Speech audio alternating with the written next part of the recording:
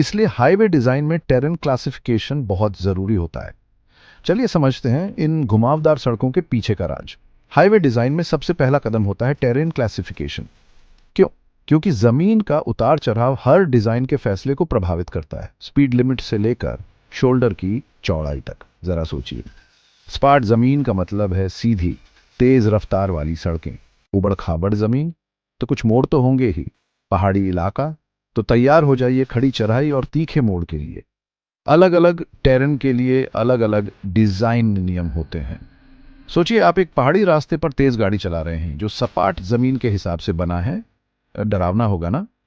इसलिए सुरक्षा और सुविधा के लिए गाइडलाइंस में ढलान और क्रॉस सेक्शन जैसे कारणों के आधार पर टेरेन को अलग अलग श्रेणियों में बांटा जाता है। पैसे का भी ख्याल रखना पड़ता है। अलग अलग टेरेन के हिसाब से लागत भी अलग अलग होती है।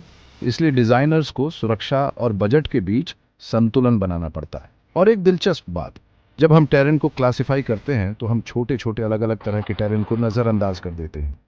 असली ध्यान बड़ी तस्वीर पर होता है। तो अगली बार जब आप गाड़ी चलाएं तो याद रखिए, ये आरामदायक सफर और सुरक्षित मोड कोई संयोग नहीं है। ये केयरफुल टेरेन क्लासिफिकेशन का नतीजा है। हाईवे डिजाइन के बारे में और जानना चाहते हैं? सब्सक्राइब बटन दबाएं और हमारे साथ जुड़े रहें।